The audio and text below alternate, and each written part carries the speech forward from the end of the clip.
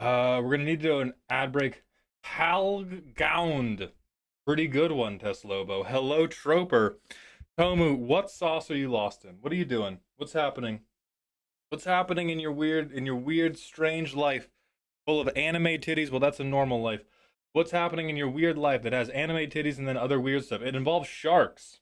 It shouldn't. It is, in fact, time again. So, schedule for today. I'm going to bitch and moan. I'm going to complain. I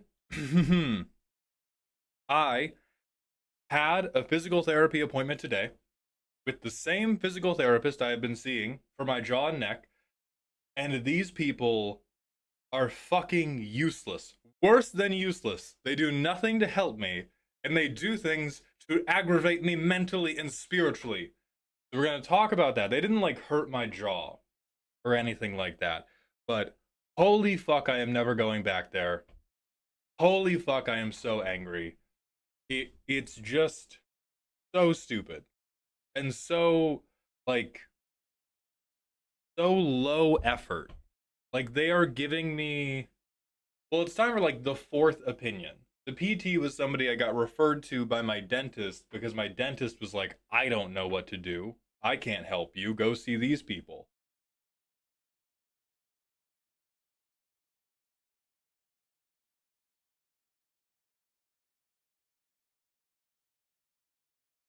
What are you crashing out over? My PT being a piece of shit. My PT being both uh just being fucking creatively bankrupt in their own niche and trying to make me be creatively bankrupt in my niche because they're creatively bankrupt. So what's second on the docket? We're gonna work on skits. So we're also gonna talk today about another idea for how the stream content is gonna be changing. Um,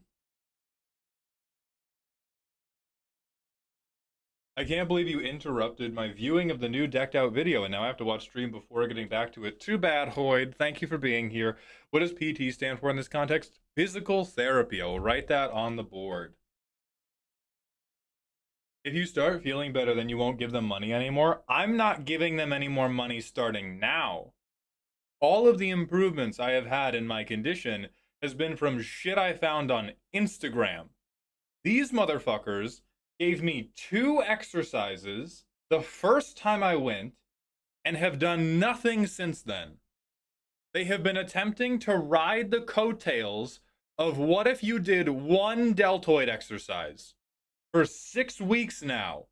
These motherfuckers, I come in, they're like, are you better yet? I go, no. They're like, well, how are you doing? And I'm like, well, it's still about as bad as it was.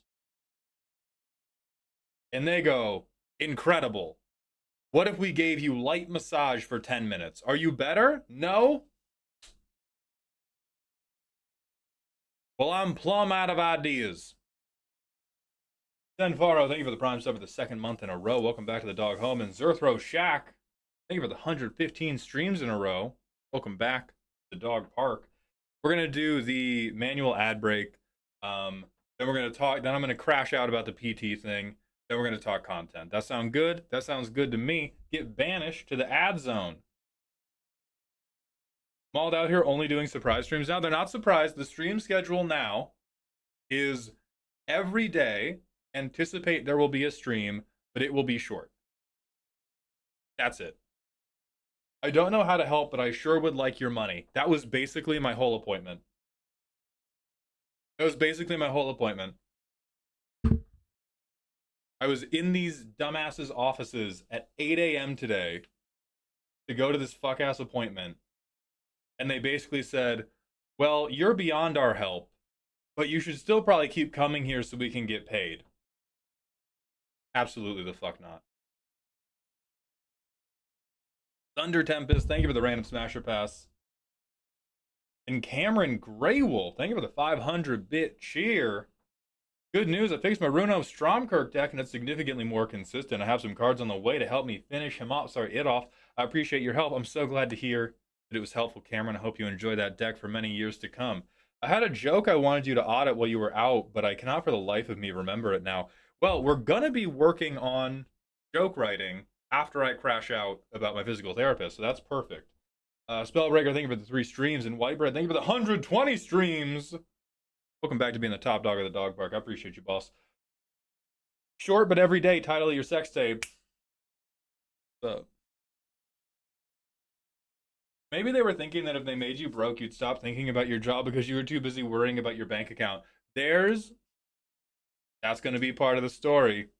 Don't you worry. That's going to be part of the story. I hate these people. I need a Kemba Con during roast. They'll even give you $10 for one if you want it, of course. Thunder Tempest, thank you for the 5 streams in a row. Keep your cursed money. We are going to talk about Commander roast. They're not changing, but I've had a little mental breakthrough in my own unwillingness to film them. I'm never taking money to move Commander roast ahead in the queue, though. Okay. Let's talk about. No, we have 50 seconds of ad time remaining. What's happening, Garrett? I love you too, baby.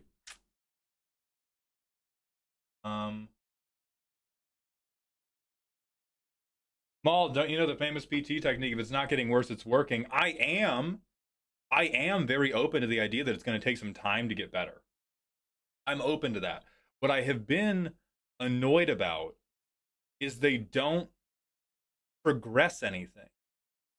Like, a really important part of PT, a really important part of getting stronger, feeling better, is load management, right? It is. I know you're joking. I know you're joking, but I know there are some people who are like, who are gonna watch this and be like, well, Malt's just not being. He's being a bad patient. He's just not doing what they're recommending. I'm doing what they're recommending. They've been recommending the stone cold exact same thing for 5 weeks and assuring me that it will both get better and we will change it up as time goes on, and we are never changing and never getting better.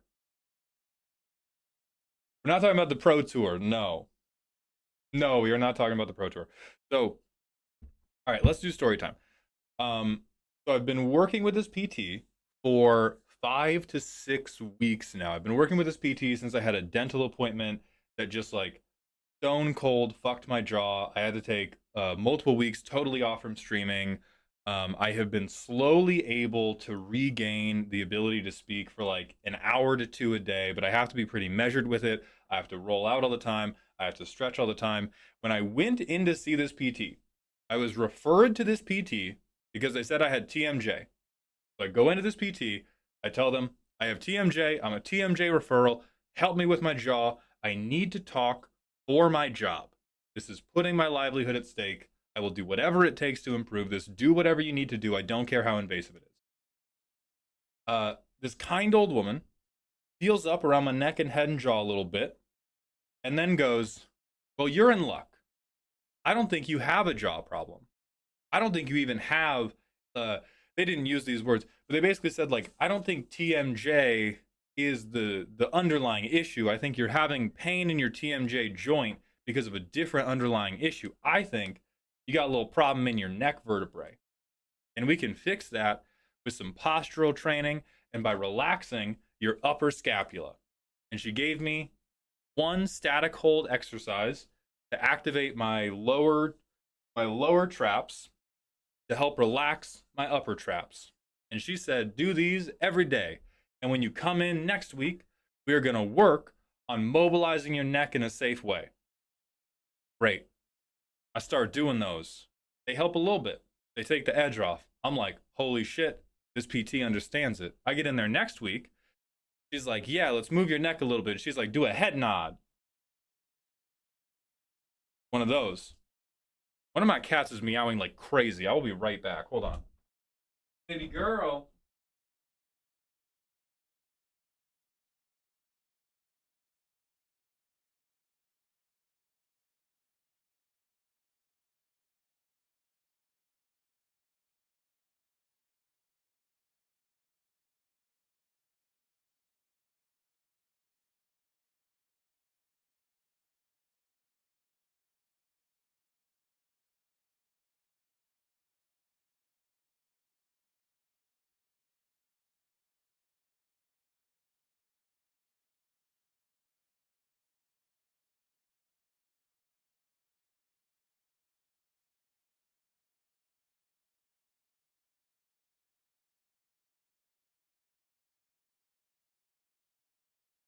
Okay, she just wanted me to play fetch with her. It's fine.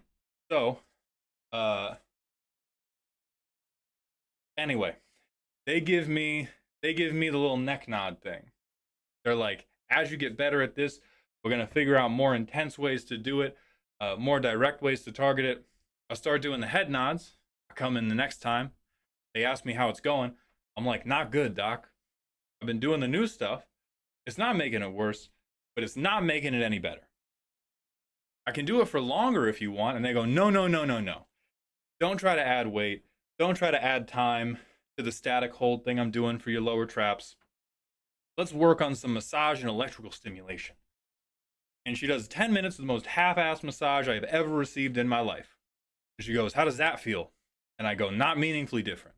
Try to say it as kind as I can, even though I'm feeling like a bitch in my head, in my heart, in my soul. And she goes, that's weird. Puts a TENS unit on me. Now I have my own TENS unit. I've used my own TENS unit in many different ways ever since I got sciatica from all the rowing in college. Puts it on a place I put it. She asked me if I know what this is. I say, yes, I have one. I use one in my own daily life. She's like, great. Runs it for 10 minutes. Comes back in, says, how you doing now? And I'm like, not meaningfully different. And she goes, okay. And I expect here is where I'm going to get the next exercise. Here's where I'm going to get the progression that's going to make me do, like, have something happen, right? We're going to try something. We're going to experiment. I don't care if we're throwing pasta at the wall as long as we're pitching. She says, I'll see you next week. I come in the next 2 times. That shit repeats. I'm getting angrier this whole time. For those of us following along at home, it's a TENS unit. It is a little, like, iPod looking thing. You can get a bigger one, but for me, it's an iPod looking thing that has 4 little pads. You stick them on your body, and they provide electrical stimulation to help you relax a given spot. Like, you can use them to stimulate muscles to try to get different parts of your body to stop fucking tweaking. Um, I come in today, and today I'm mad as shit. Mad as shit today because it's been 3 weeks of no progression. She's been telling me, "Yeah, keep doing your static holds. It'll do something." And she asked me, "How are we doing today?" And I tell her, "Barb, her name's not Barb. Barb, not meaningfully different. This is still creating a huge amount of difficulty for me to do my professional work. I've had to pare back the number of things that I not only do for my professional work, but do for my own enjoyment very, very much. Made a little bit of progress right at the beginning, pulled me back from the edge. No progress since then. What are we going to do?" This bitch looks me dead in the eyes and says, "Have you considered using an AI avatar to do your job instead?" I've been taking a course on how to use AI to schedule my daily tasks, and I think it could be very useful for you, sir.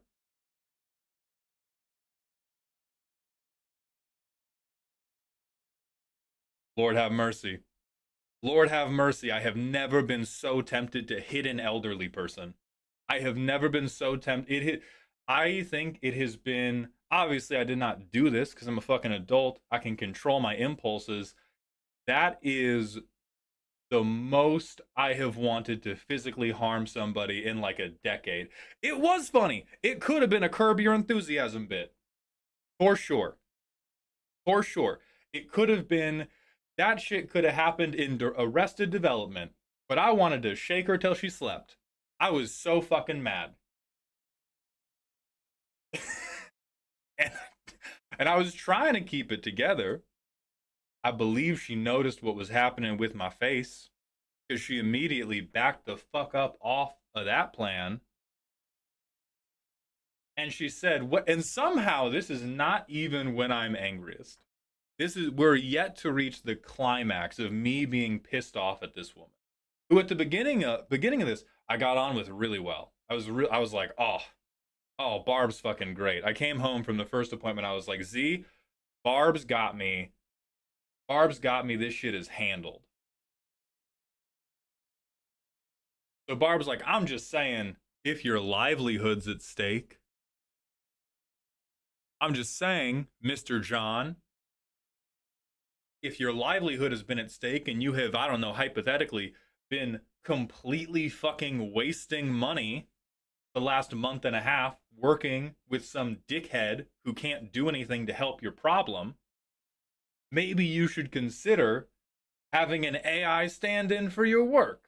And I was like, okay, this person, this person is not in like, they're not in the arts as their job. They probably don't understand how touchy it is. It's not my place to take out on them all my feelings about how generative AI is corroding the creative workforce. Okay, whatever. And so I just go, not for me. What else can we do? What can happen here? And she goes, well, to be honest, I think you're beyond our capabilities. I think you need somebody a little more specialized. The bitch has given me 2 exercises at this point. In the entirety of our time together, she's given me do this, and she's given me do this. And when them 2 shits didn't work, I was beyond her capabilities. So she then gets me some recommendations for a TMJ specialist. And she's like, have you heard about these people? I was like, yes, I did. The dentist recommended I go to you first. She's like, okay. Well, I would recommend you go to these people. And I was like, yep, that sucks because TMJ treatment is typically not covered by insurance. It's typically a couple $1,000s. And I was like, but again, my career's on the line.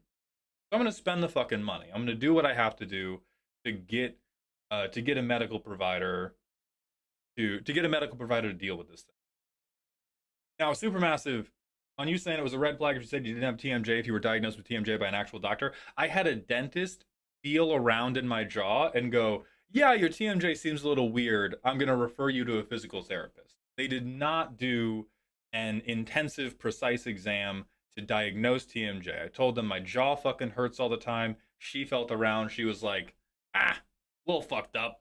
Go see this physical therapist who has people who know about TMJ. Little did I know it was Barb, who doesn't know fuck all about TMJ.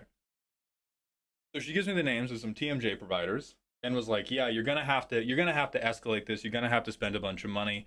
And at this point, I'm frustrated, but I am at least sympathetic to somebody that can own when something is beyond their level of expertise. There are many people in the world who won't do that. There are many people in the world who would just try to milk me for more money and tell me like, no, keep waiting. It's going to take you 12 weeks, 16 weeks to see any improvement in your pain. Just stay with it, Mr. John. So I was a little bit backing off on the hate when I was like, okay, Barb at least understands that Barb is not the person to solve this problem for me, and she's doing her best to get me to the people who can solve this problem.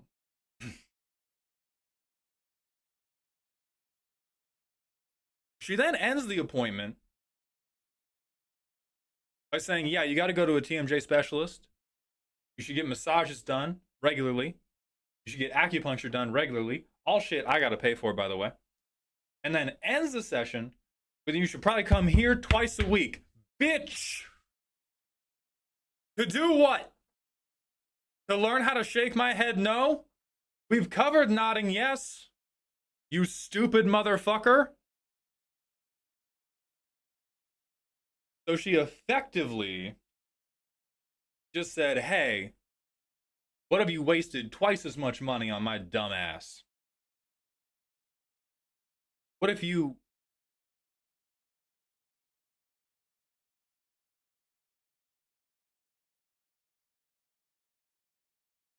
So that's what I'm mad about now. So I'm never going back to that accursed fucking business. I will look for another PT if the TMJ specialist recommends it, but the next step is I'm just going straight to a TMJ. I'm going straight to a TMJ specialist, and I'm not fucking with Barb anymore, because Barb's a fuck ass. But holy shit. Yeah, you're beyond our capabilities. Pay us more than you do right now, though. Right. All of the credit they got for admitting, because they were like, maybe it'll help. Oh, oh, are you stressed about how you can't do your job as much because of this problem? What if you paid us $200 a week for something we're confident doesn't help you very much? Thank you, Barb. I appreciate you, Barb. Don't let me find you in the streets, Barb. That shit was so stupid. So stupid. So, ugh. Oh. So yeah, we're never going back. Fuck that place. I'm gonna keep doing. No, no, no, no, no. Hey, hey, hey, two exercises that didn't work. You just give Barb her credit. She gave me one exercise that worked an incredibly small amount, and one exercise that didn't do anything. And I still do the exercise that helped a little bit. I wonder what her reasoning was. Like, did she say why she wanted you there twice a week? She seemed to be taking a just like, well, we gotta try everything approach because it all might help. It all might help a little bit, which is overly optimistic about how much Barb's care was helping. I almost guarantee she got those exercise ideas from an AI. I would not be surprised. Didn't you say before that there was some Indian guru you found online that was helping too? I wouldn't even call him a guru because it's not even one guy. The things I have found that have helped more is doing postural exercises to expand my upper rib cage. I have no idea if these people are right or not, but I'm willing to try anything, and I'm willing to try things that are free era. And so there were a lot of people, or multiple videos I saw that said if you have neck pain, the problem might not be directly in your neck. The problem may be that you stand in a way where your upper chest gets compressed, which forces your neck forward. And so try expanding your upper chest. It'll let your neck sit a little bit more calmly on your shoulders, let your shoulders sit better on your rib cage. I've been trying that. That's also helped a little bit, but the problem still exists. Do they recommend hot and cold compresses? Yes, but I had been on that shit already.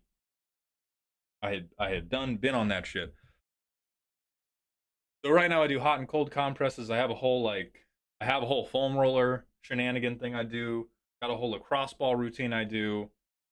Considering your history of back issues could be connected to your current jaw issues, yes. One of the things I've been doing on my own is I have been doing a ton of stuff to loosen up my hips because I know that my hips are deeply connected to how my spine is doing.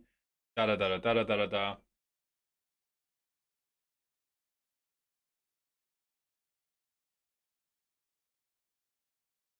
Any chance is a psychosomatic thing. 100% chance there is a psychosomatic intensifier happening. 0% chance it's entirely psychosomatic. What I mean by that is what's definitely happening is I'm a very angry person. I had incredibly bad temper problems as a child. It took me a long time to be socialized. I was attacking people in kindergarten. I was attacking people in elementary school.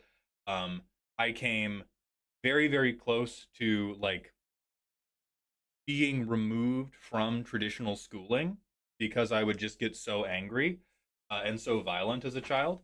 And the way I learned to deal with many of my emotions is I just learned how to lock it up. I was like, you get angry, you got to stop moving. Because if you move, you might get carried away and you might hit somebody.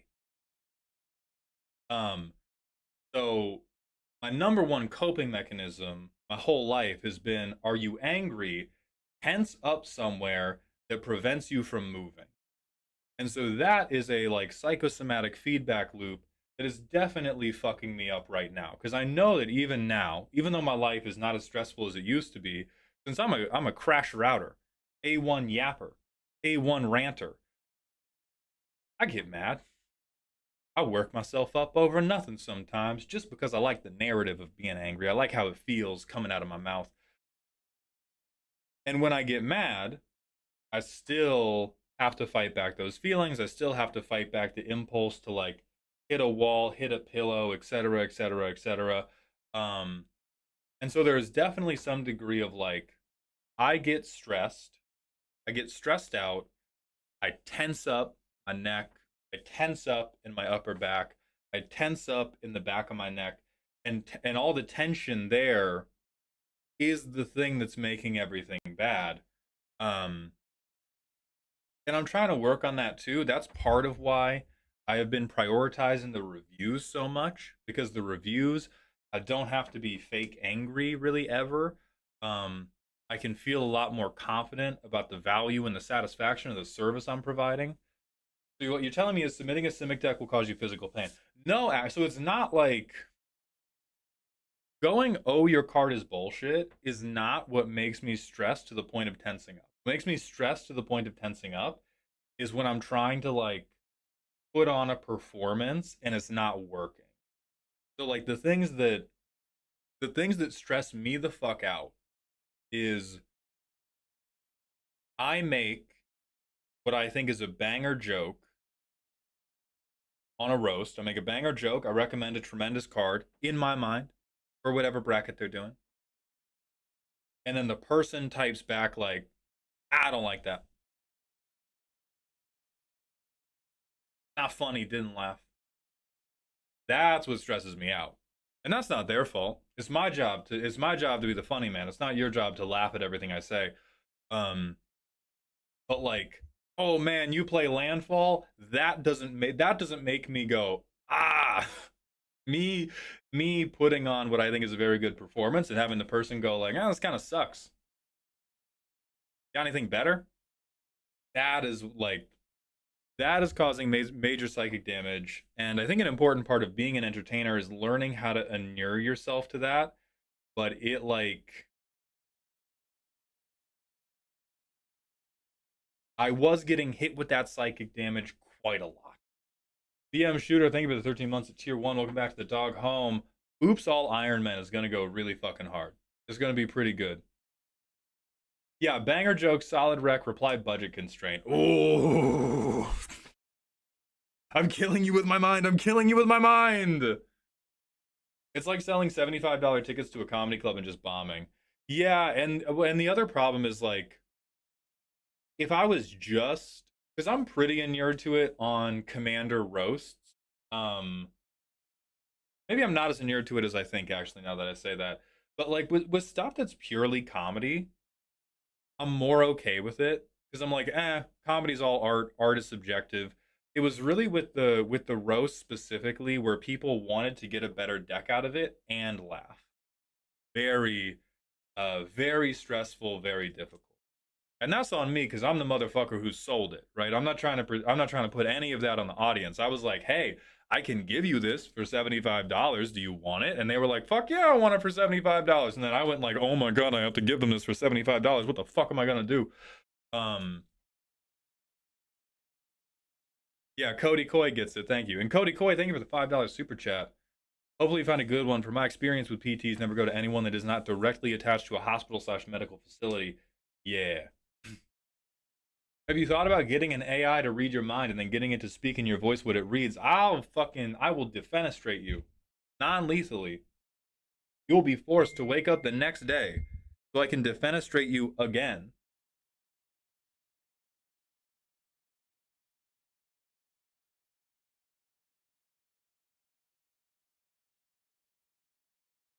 No, Elegman, you are always great. Are always great because you're very clear about what you like and don't like. Like if we, you type very,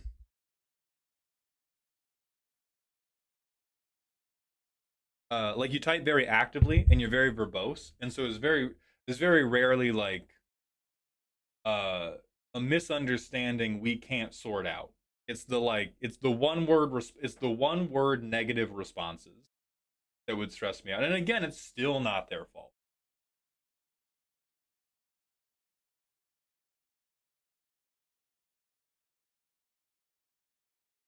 I'm the clearest. I never make double entendres or am facetious, and I appreciate that, MLP.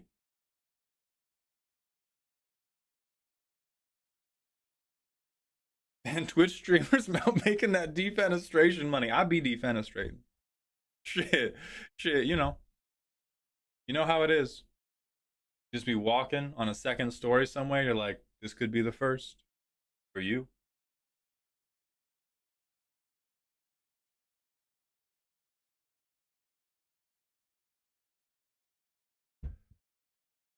Um,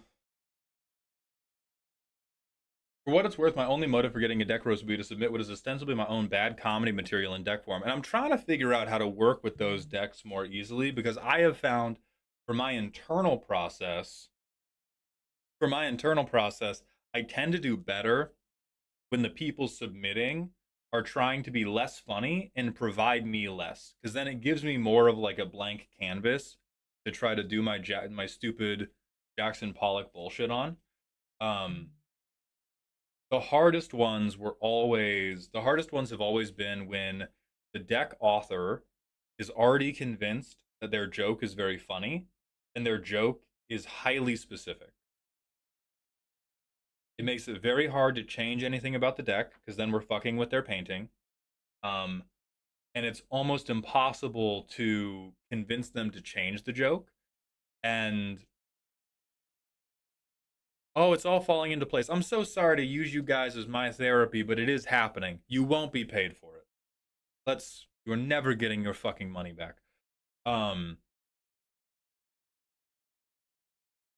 really, the bridge that has to be crossed on deck roast is I have to get the level of Alex Hormozy arrogance where I am willing to charge you $75 to talk for 5 minutes. Because all those decks that I'm talking about, oh, it was difficult to roast this one. Oh, like they didn't really want to change the joke.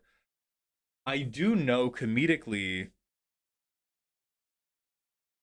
1 second.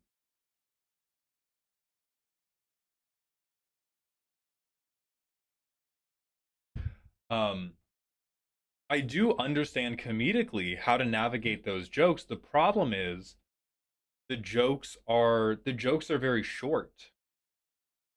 Like there's some decks, I think a really good one, or I think a really good example of this where the joke was actually good, and the roast still felt difficult and stressful for me was they had a they had a Rule Zero custom commander that was Azorius and like let them draw a lot of cards, and they were trying to do some type of hive mind thing, but they had a secondary theme that made a lot of their tags puns, and it was like a definitely an evil deck, but it was kind of funny. And the biggest problem with it was I was like, oh, they paid $75. I can't just like go ha and push them out the door after 5 minutes. This has to be a like 20 to 30 minute. It has to be a 20 to 30 minute transformative process. And some people don't want a 20 to 30 minute transformative process, even if they think they do. And so I think the deck roasting will get a lot less stressful for me when um when I feel more confident in just going like, that's all there is to say about this one. Thank you for the 75. Yeah, Oops All Feet was good, and Oops All Feet was on the quicker end. That was one of the decks I felt better about, where I felt better about how I navigated the speed. Where I was like, I'm not gonna belabor the point. I'm not gonna spend 15 minutes going through Scryfall about other fucking feet. They already did that. We're gonna have a gimmick that we execute on, and then we are moving on.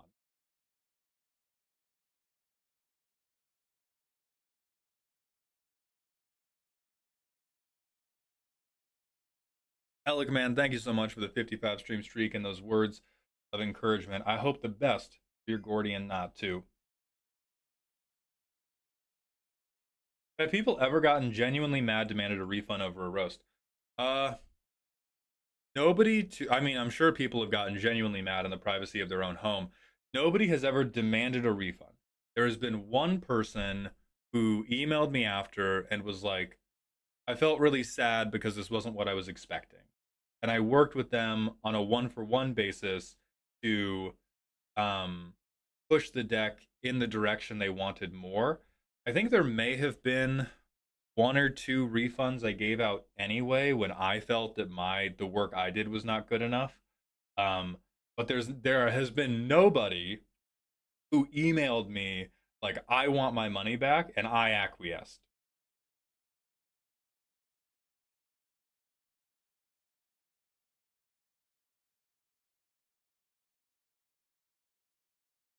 I wonder if you did an intentionally shorter option for submissions that are the stream gets to laugh at your deck while you narrate it for like 5 to 10 minutes. It might be an option with like the intake form. It's definitely not gonna be. It's definitely not gonna be like a separate purchase option. Oh, there was that one guy. Yeah, and like honestly, God bless him because he was part of the reason that we switched them off of Patreon, and that made I think that made it all way better. Like one, one, that guy did fucking suck. He was very annoying, and two, he made the system change for the better.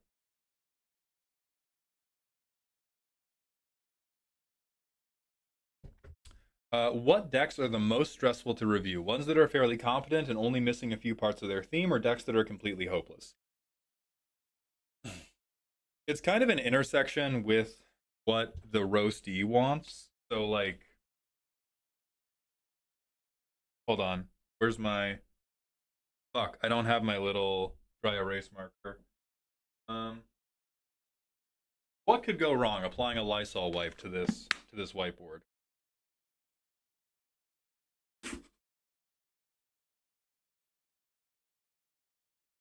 The review bundles feel like they could be a good compromise then because the videos just kind of meld together and you have some leeway with time. I mean, that's part of why I'm selling the reviews so much. I think there's a lot of people who buy, or there's a lot of people who have previously bought a roast and I think wanted a review instead. This is why I'm selling those reviews now. Okay. So this is like a skit thing. Remember this for later class. There will be a quiz.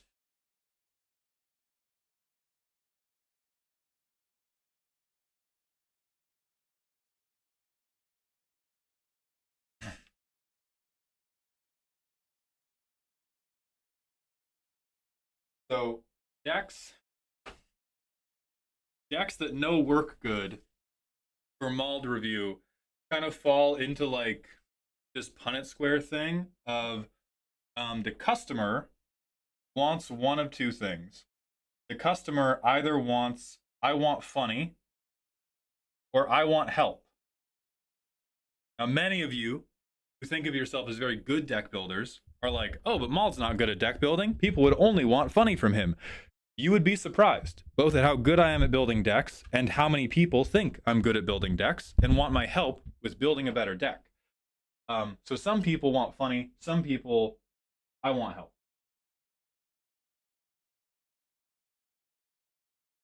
And there are different stressors that come in because the other category, how do we need to move? I need to move this, or maybe I need to move the chat over. I'm gonna move the chat up here. So I want funny or I want help. And then on my side, or I guess on the deck side, we can have EDH rec.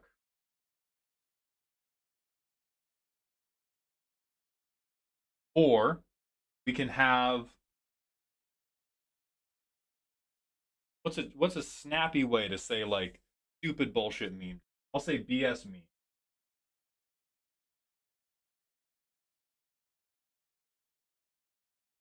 So if you send in the EDH rec special and you want funny, there's not a ton for me to say because I've said it all before. It's not a shitload for me to say there because I've said it all before. I want funny, and I send in a bullshit meme. That can work. But the current problem we have is that these are then very short. And I feel bad about that. And I need to stop feeling bad about that. But I do feel bad about that if I get through like a 10-minute deck review. But a good example of I want funny BS meme is the Oops All Feet deck. Shout out Babadook. The actual Babadook is the one who sent in. Also, thank you so much, Hedge Wizards. I appreciate that. Babadook sent in a bullshit meme deck. They wanted a funny reaction to it. They got a funny reaction to it. We were all happy. The internet was happy with the long form. The stream was happy with it. I was happy with my performance, and Babadook was happy with their purchase. Right? Like bing bang boom, lock it up. So we then have another potentially good pairing is I want help, and I've done an EDH rec special. The problem with I want help with an EDH rec special is when the motherfucker doesn't text back. Because many commanders have multiple directions they can go in, many archetypes have multiple directions they can go in. And so if I don't get enough information from you, and you don't want me to just make fun of the fact that you have submitted a cardboard uncrustable, I need real time input from you to talk about what we should do differently. And some people I get that, and some people I don't get that. So the decks that go the worst are I want help, I have submitted something that is an EDH rec special, and I have no specific dreams about what I want help with. Because it then puts me in the position of I have to live come up with a Quips and Guakian deck idea for you and then try to like get us there live. Versus like a good example of I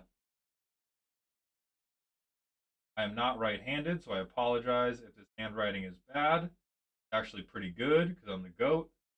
Another example of deck that works is I would say Elikman's decks normally fall into I want help and mostly okay. I want help. We have some clear shortcoming, but I know what I want the deck to do. I have a clear vision. It allows me to make fun of your bad card choices that do not support that vision. It allows me to react strongly to the card choices that I give you that I think support it better. We can all leave happy. So it's really just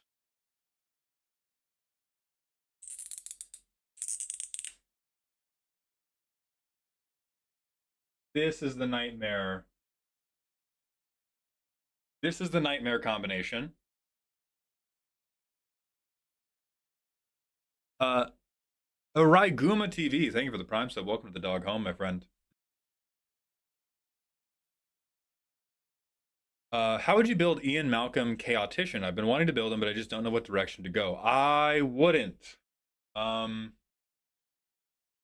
Actually, what I would do now, if you wanted to have a chance in hell of winning the game, you put in a bunch of card draw group hug, and then you start playing all the stuff that gives you counters or tokens when you draw multiple cards. And then you just go, all right, we're doing something funny and fun for the whole family. Ha ha ha, it was card draw kindred. Die. And then you're good. Where can I find Oops All Feet asking for a friend? It's on my YouTube channel. Apparently, one of the guys from MTG Goldfish also built a deck very similar to it.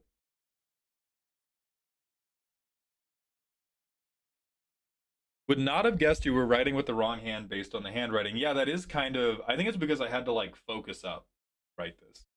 So anyway, that's that. Let me wipe that off. Um.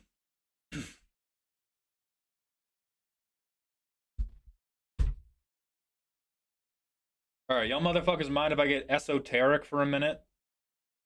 If I get a little faux philosophical for a second here? Mind if a white boy gets a little weepy? Yes, okay, banned. Who else minds? I'll ban you all one by one. Some archetypes are also just so solved they can't be improved. I have a self-mill plus dragon stack. Since both have so many staples, there is barely any room for anything else. Yeah, exactly.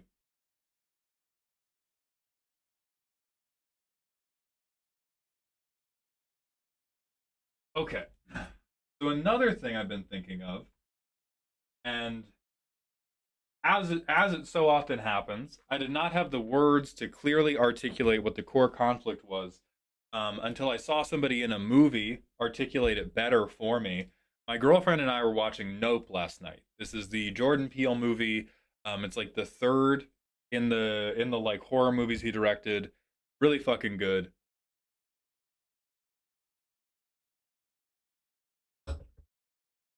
Um, oh, hold on. My pod plays mostly bracket 3 to 4. What are some good ways to get them out to? Hold on.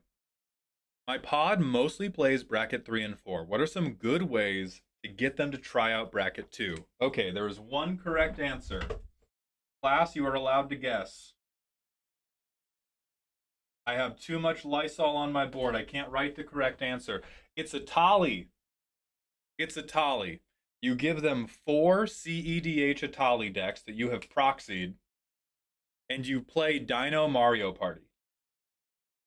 If there is anybody in the world who can avoid smiling after playing with a CEDH Atali deck, they are incapable of feeling joy. Give up on them. As a person, as the friendship as a whole, just get rid of it. And so the continuation of that is you just like show them the parts of high power that can be fun.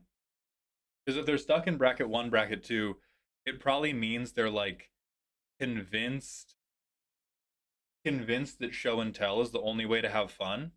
But just show them Dino Mario Party. Yeah, 20. If 24 Atali rips is wrong, I don't want to be right.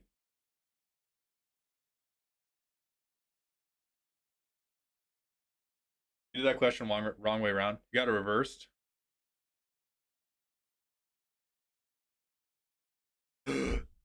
Oh, you're trying to make them play bracket one too? Oh no, you're fucked, dog.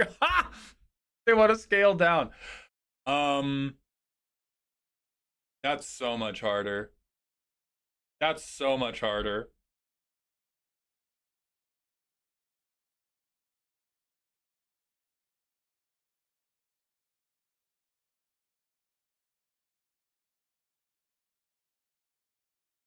The reason I'm now immediately fucking uh immediately stiff armed by this is because when I first started playing Magic, I was a very low power player and I was like high power is evil, and I was eventually convinced to play high power by being shown the fun things that high power decks could do. And now if you were like, "Oh yeah, do you want to come back down to bracket 1?" I'm like, "Fuck off. Get the fuck away from me." Um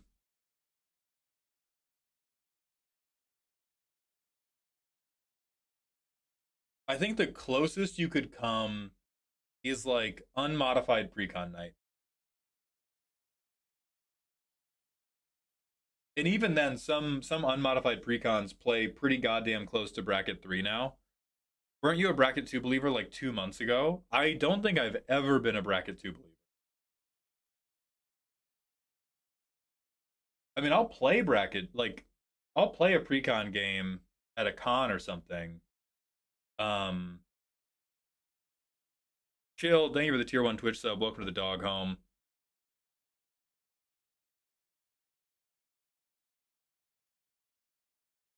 But yeah, as somebody who mostly plays bracket 3, I'm trying to imagine how you would convince me to go down a bracket and like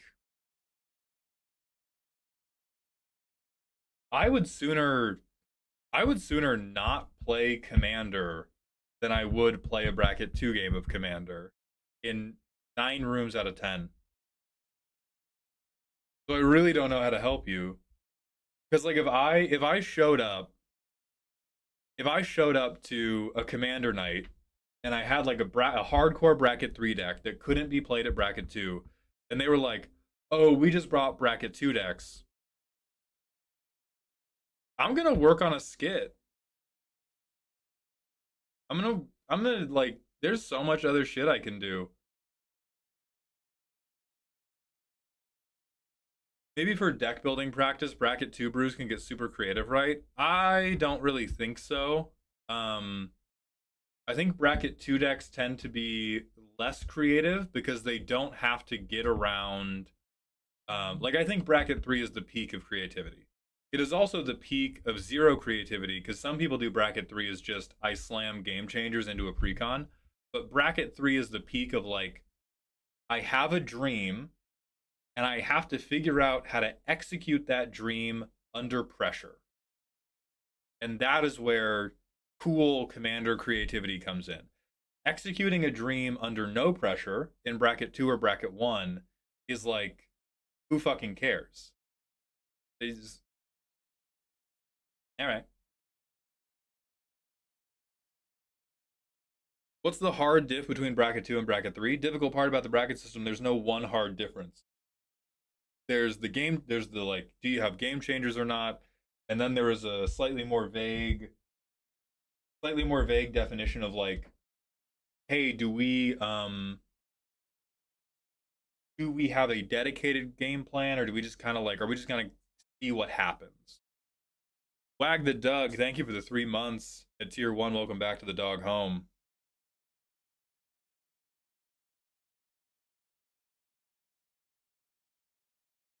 Turn to win count is the thing I think is closest to objective.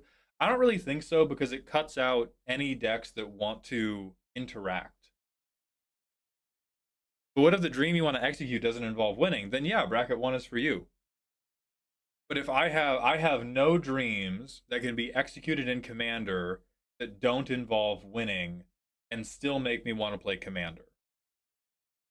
Like there are dreams I could do in Commander that don't involve winning and mean I want to play Among Us instead. Or it means I want to play Elden Ring Night Rain instead. Or it means I want to play League of Legends instead. I don't know what that dream would be. That would be like Raby's dream. Um, but usually if I'm at the point where I'm like, this is a Commander deck, I have a dream. The dream is not to win. My next question is Commander the best game to effectuate this dream with? And the answer has always been no. So I have just been like permanently immune to building bracket 1 decks.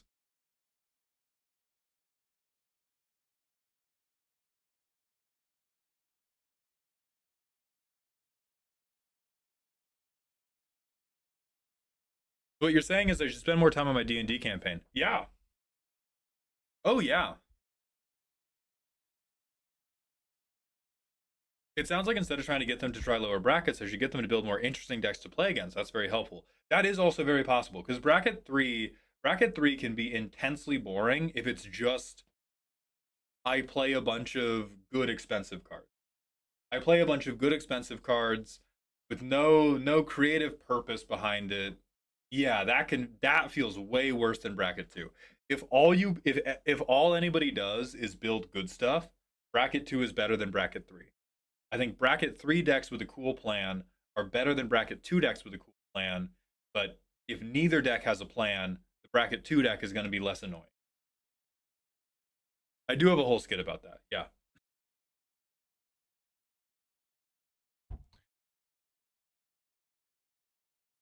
Oh, great and mighty bald wizard, what are your words of affirmation this day?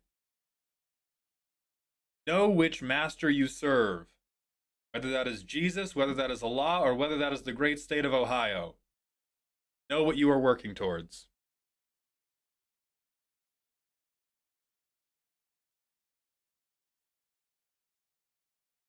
Bracket 4 is peak creativity. You're so lucky it's legal to lie, Simon. You're so lucky it's okay to go on the internet and say bullshit.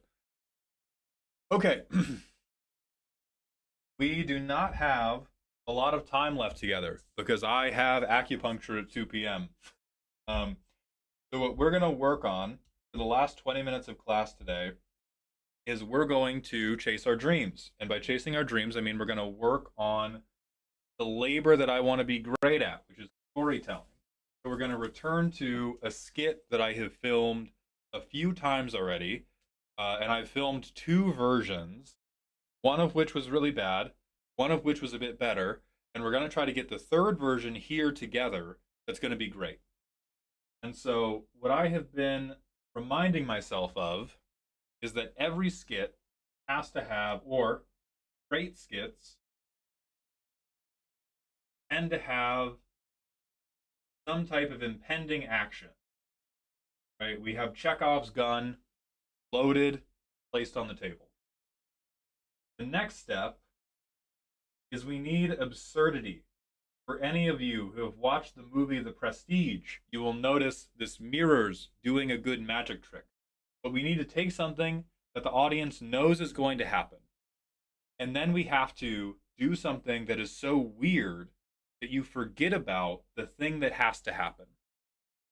And then last step, we do the payoff, which tends to just be the thing you knew the thing you knew was going to happen happens now. But because it has happened on the other end of this absurdity, you have forgotten about it for a little bit. And you then go, that's a funny skit.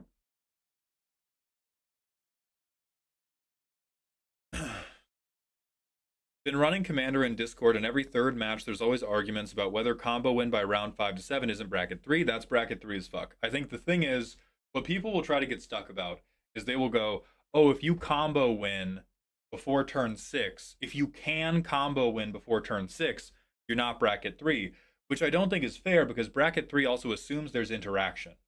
So I think it's reasonable.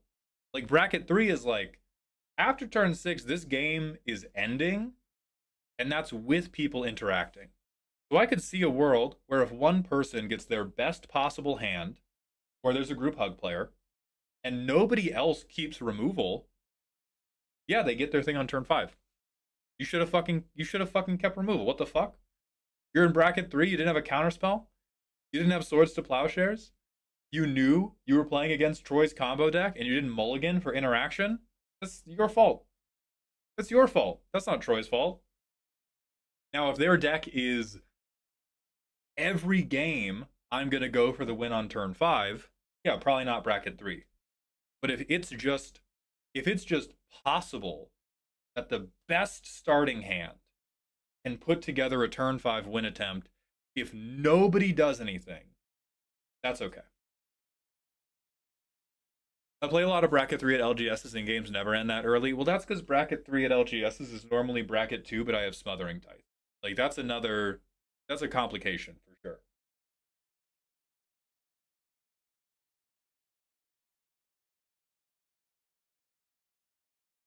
Oh yeah, and if group hugs in the game, like, they're accelerating you. What the fuck? I don't know, dog. I had 4 more lands than I was supposed to.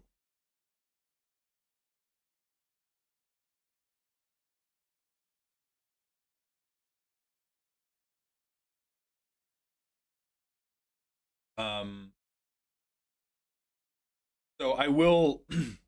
So again, the distinction is the turn 5 win possible or is it the goal? If a turn 5 win is the goal, not bracket 3. Or if a turn 5 win is like a reliable, consistently achievable goal, not bracket 3. If it is, oh fuck, I got the Soul Ring start. I had Soul Ring, I had a tutor, and I had my other combo piece. And then it all came together on turn 5, and nobody counterspelled anything, nobody killed any of your creatures, nobody removed the Soul Ring. Like, yeah, that's a bracket 3 deck, and you got lucky. That's part of the game. That is part of why I cut Soul Ring. So anyway, we have impending action, absurdity, and we have payoff. These 3 building blocks, these are like the 3 Legos that make every skit good. So is there anybody who is currently in stream that saw the Hearthhole Precon skit that I posted to Instagram or TikTok? If you have seen it, let me know which platform you saw it on, because which version you saw is going to matter for this little.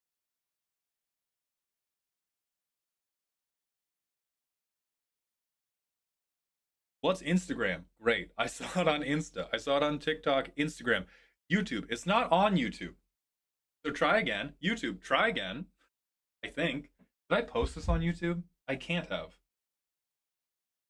I was waiting until it was good to post it on. Yeah, it's not on YouTube. There is a skit about mulligans that was on YouTube. So if you've seen a skit from me recently on YouTube, you've probably seen the mulligan skit. I am talking about a pre-con skit. Hold on.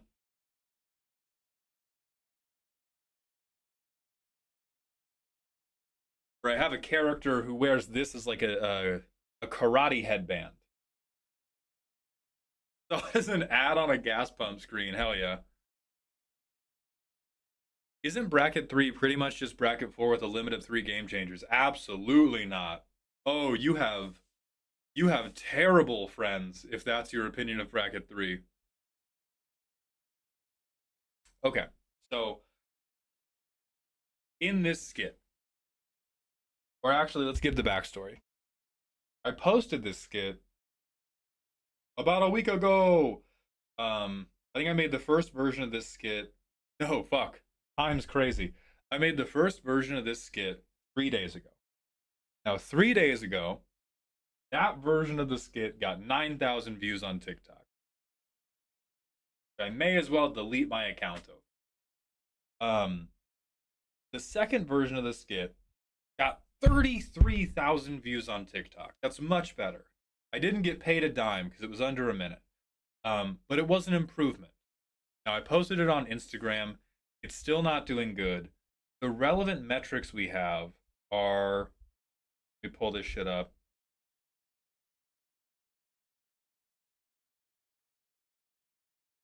It only has a 6.6% like rate. That is devastating. What that means, ladies and gentlemen, is that skit was not fucking funny. And what I would very much like to do is film things that are funny. Now, I do know from the retention, 42 42% of people. What's the target like rate? There's not a target like rate. I try not to get too caught up in like the specific number. This is just so low that we can be confident in the like this didn't happen. The payout, like if the like rate is like if the like rate is under 10%, under 9%, um or well, if the like rate is low, it just means that you have to look into the analytics a little bit more because if the like rate is low, the like rate could be low because nobody's watching to the end, right? If people get bored, if you don't have an impending action, if you don't have a hook, people get bored immediately. They click out before they have a chance for you to even win them over with the content itself. Um, but the finish rate's very high. There's like 40 something, 40 to 45% of people who watched this video got to the end, which means we at least handled impending action. But we didn't necessarily handle absurdity and payoff. And so right now, the joke in that video is when the Hearthhole deck takes a turn, it goes off. There is a fake explosion. It's a little bit Looney Tunesy. I put some like sooty makeup on the coach's face to showcase he's been in like a fiery explosion. Um, he is like surprised about the deck being powerful, tells him not to change it, and then says, "That's still $200, by the way." Now, some of you are gonna stand there like, "But you didn't make a joke." I know. That's what we're gonna do together right now. Yeah, about 45% reached the climax. Like half of the people were there, and let me try to make the joke, which is a really high amount. Do you guys want to know how many people watch a commander roast to the end? It's about 27% of you. Almost twice as many people were willing to watch this skit to the end as are willing to watch a commander roast. But on a commander roast, yeah, that low. That low. The commander roasts don't do well because they have broad appeal. The commander roast, well, they're getting broader and broader appeal as the game gets bigger, but the commander roasts do well because like every or a large number of people who finish the video and then like the video. They like the video, they comment the video, they share the video. Because if you get to the end, you're like, I loved this. People got to the end of this and went, I didn't give a shit about this. So here's how we're going to change it. The impending action, a guy is asking for help with how to upgrade a precon. I think the payoff has to be more closely related to that, or it has to be more, relatable. Because I don't think if somebody came up to you on the street, Steve Harvey style, Jay Arlington, thank you so much for the raid, my man. We are talking about skit crafting, and I am trying to figure out how to foreshadow a joke better. But let me hit you with a shout out.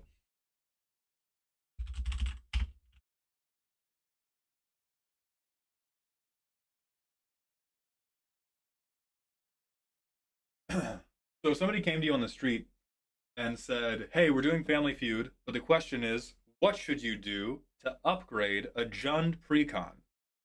I think very few of the answers are nothing. And right now, that's the payoff, is he says nothing. So, we're going to change the video. For those of you who have seen the video, we get to the pivotal moment. I do like a rocket exploding. From here on is where we're going to change it. And from here on, we are going to change it to we're going to have a multi-montage. So instead of a rocket exploding, we're going to have rocket taking off. We are going to have like a baby's first cry. We are going to have grass blooming and like a time lapse of grass growing or like a tree growing. And then we're probably going to have like birds flying. You know, all the shit they do in movies to show like beautiful, beautiful spring is coming forth type shit. We're going to fade back in on the coach, and the coach is going to be like, oh my God, it's beautiful. And Timmy's going to be like, hi, baby. Yeah. And Timmy is going to be like, yeah, exactly. So it feels wrong to change it, right? And then the coach is going to say, yeah, but what if you cut a land for Scoot Swarm? You may applaud or say ew, as Decked Out was doing surely about that joke simply ahead of schedule. Cooties, indeed. Forget about the cooties. We're trying to talk about shit that makes you exhale through your nose. Nope. Interesting. Derpy Plays, thank you for the 10 months of Tier 1. Welcome to the dog home. Nearing a whole year is crazy. Any quick suggestions to a Gruul Earthbend Aristocrats deck on the top of your mind? Set that shit on fire. Set that shit directly on fire. God damn it, I was just about to say add Scute Swarm. Right.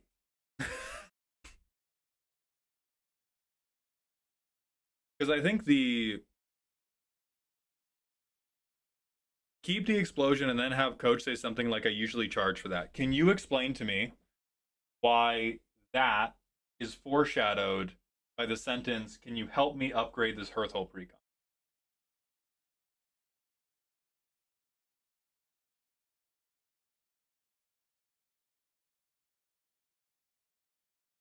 Coach pulls up EDH rec, then recommends Scute Swarm. Can you explain to me why pulling up EDH rec is necessary?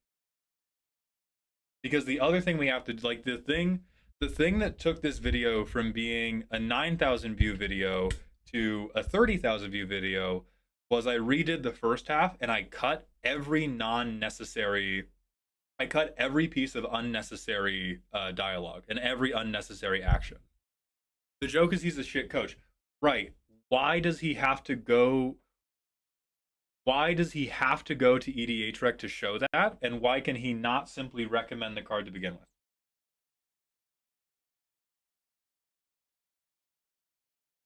Like it's not that him being a shit coach isn't funny. Him being a shit coach is 100% part of the joke we're working with.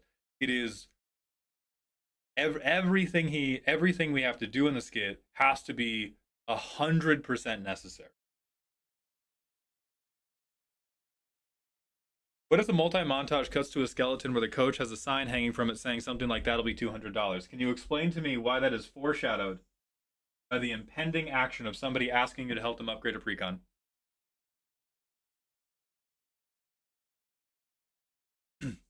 Maybe you could do something like this. You have recommended an entirely different skit. That's not what we're doing. We're working on the payoff of the skit that we already have.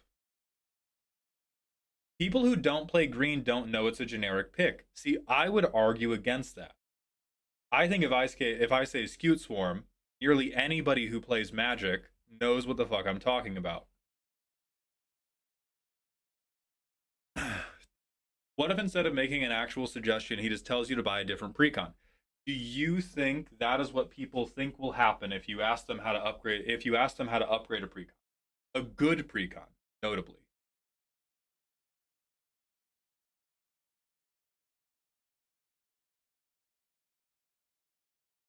So Tomu, and here's the interesting thing about that to connect the dot on people being like, oh, you should go to EDH Rec to show he's a bad coach. The first version of the skit had a line that implied the financial transaction. That version did worse.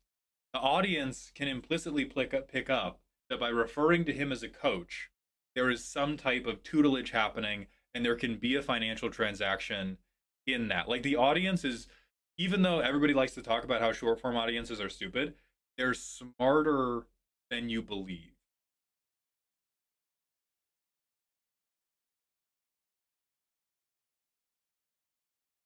And so if it's not like,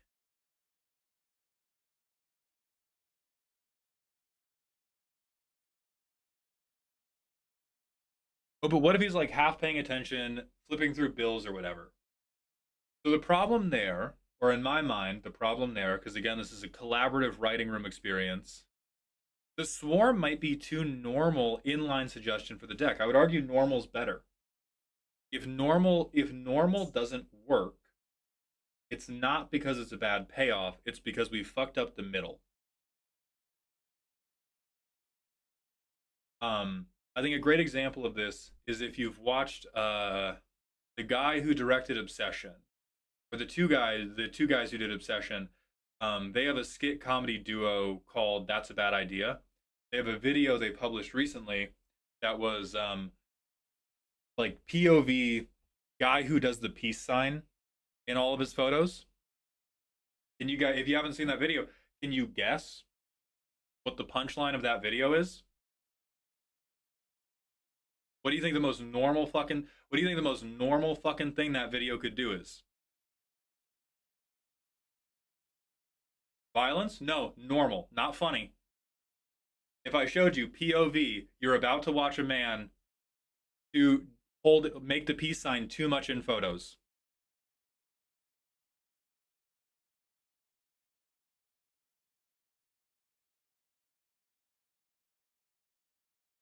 The peace sign is mistaken for something else. Motherfucker, they make the peace sign. He puts up a peace sign. Thank you, Cobalt the Kobold. Thank you, Cobalt the Kobold.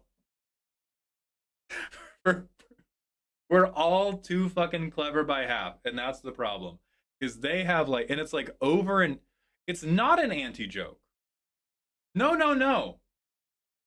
It's not an anti joke because there's a bunch of shit that happens in the middle to make you think, or like, there's a bunch of shit that happens in the middle to expand upon it and kind of lead you in a little circle around it. It's not an anti joke, it's setup and payoff.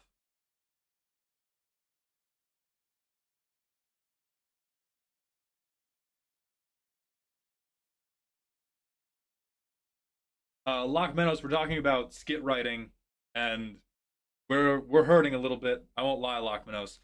I am trying to lead Twitch chat by the nose on to simplifying rather than overcomplicating.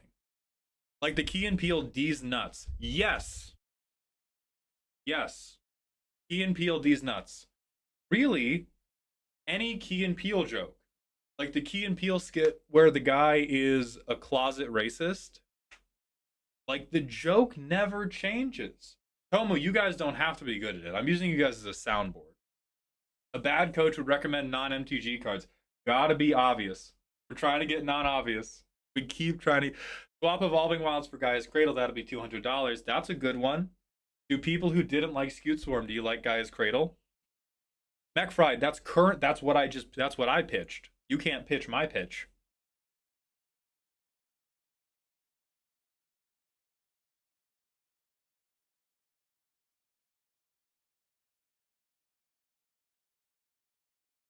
What the fuck is rubber duck theory?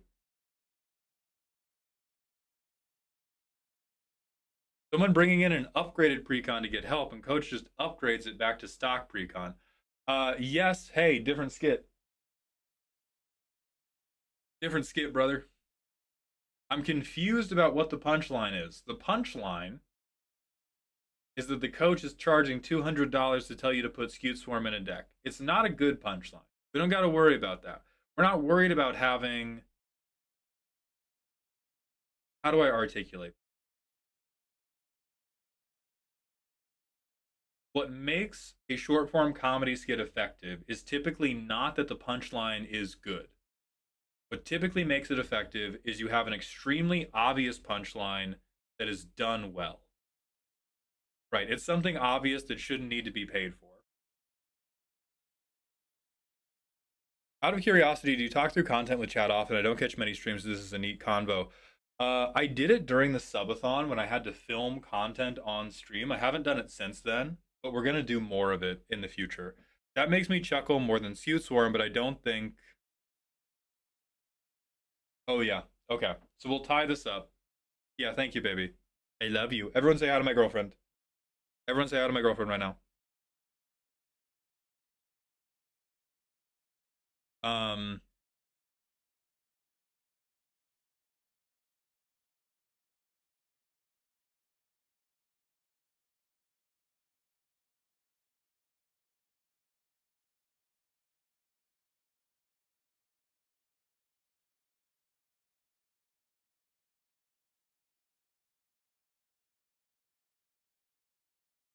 okay, so let's think about it this way. Man comes in as a Jund precon, as a lands precon, wants advice on it. I think the obvious foreshadowing there, or not the obvious foreshadowing, but the most normal real person thing they could do is recommend bullshit green staples like Skewed Swarm, like Exploration, like Gaia's Cradle. Um, and the coach being wowed by how amazing the precon is and the montage in the middle, that's this. That's this part. Because this is the part where we make you forget about the impending action. We're doing the whole, like, coach is amazed by how good the precon is. We're doing this whole visual montage to distract you or to make you forget a little bit about the obvious answer to the question. And what makes it a payoff is that we then just hit you with the obvious answer to the question.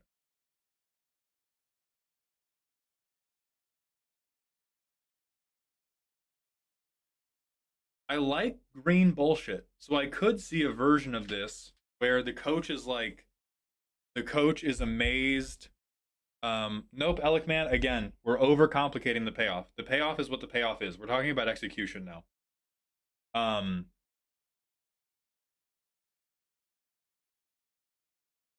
if the coach is amazed by yes, Transer, and part of the refilming is making the absurd bit more absurd. Um, and so I could see a world where we come back in on the coach. He's amazed by how good the precon is. The precon player says, "See, doesn't that mean I shouldn't change anything?"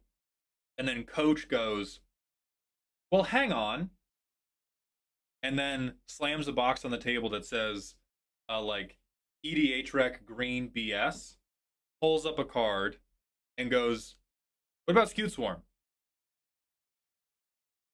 And then the Timmy, the precon player, can go, "Oh, video's over."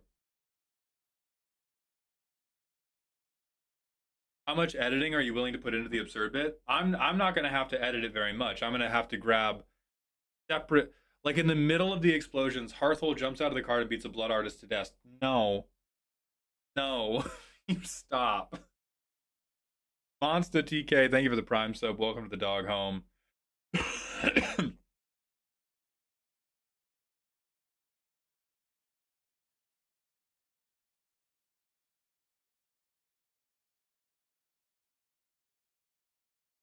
Superb, it could also be funny. What if instead of us actually seeing the recommendation, we see the guy talking a bunch about the precon and the coach just has a binder full of Skewed Swarms not even listening? I don't think that's implied sufficiently by this.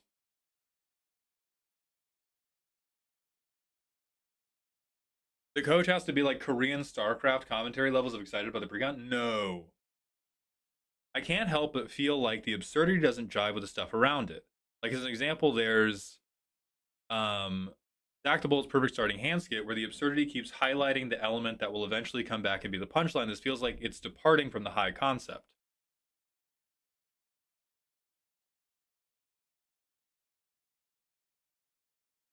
I agree with that to some degree, but every other version of the absurdity I've been able to come up with does not work very well. White Bread, we were trying to work on the payoff. And this is like the normal part of skit writing. This happened when I was trying to write a skit with my friend yesterday. Whenever I'm like, okay, let's focus on the payoff, everybody is like, what if we change the impending action? What if you had a different absurdity? Nope. We know these work. We know these work. I need to be so clear we know these work. We get 45% of people to watch a 1 minute long video all the way to the end.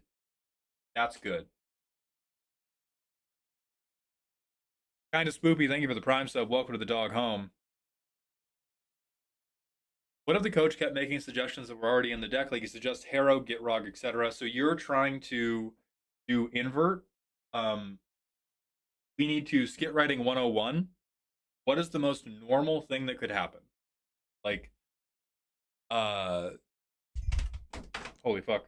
The Zach the Bold, the Zach the Bold perfect hand skit is another really good example of this. It's been a long time since I watched it, but I believe it starts with like, oh man, if I just draw one more hand, if I just draw one more land, this is the best thing ever.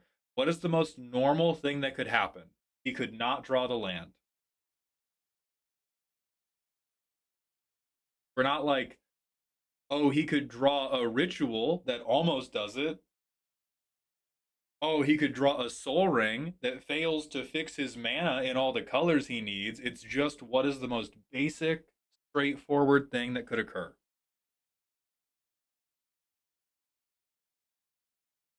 What if the player keeps trying to detail their plans and the coach keeps interrupting, saying "Scute Swarm" until the player asks, "I guess." The coach then requests payment. That's too long.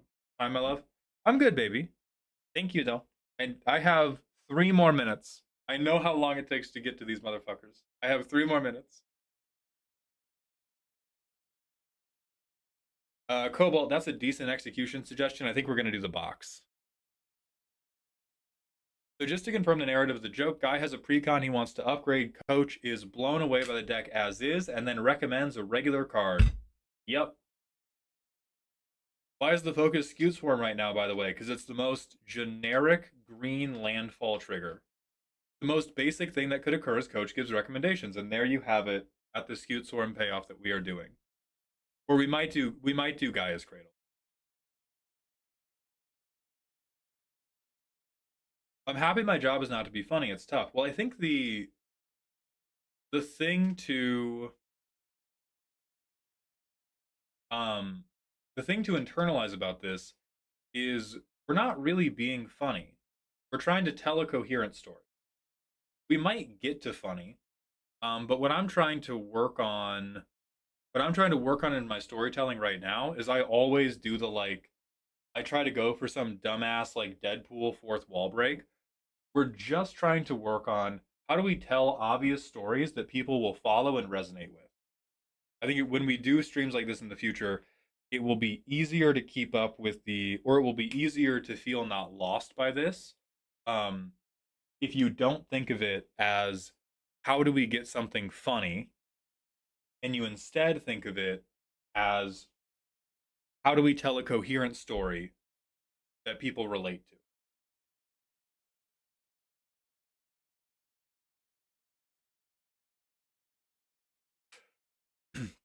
So we're just doing the Scute Swarm thing.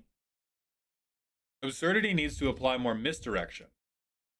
Like them in a chem lab injecting things into cards and writing things on clipboards.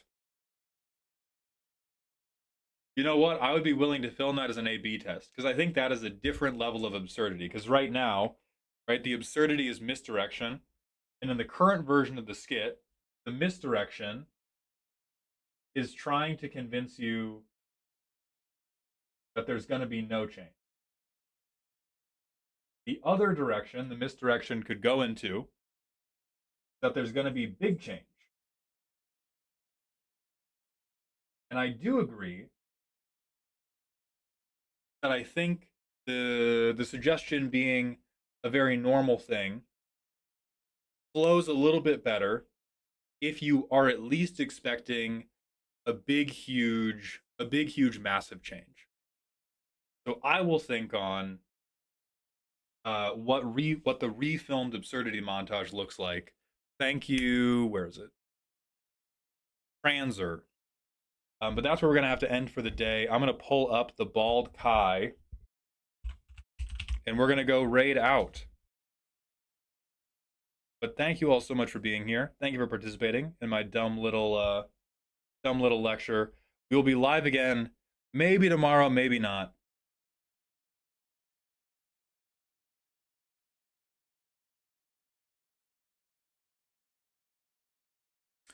YouTube, thank you for being here as well. We obviously won't be rating out, but I will see you all maybe tomorrow, maybe not. I don't really know what my stream schedule is going to be like, but I appreciate all you being here.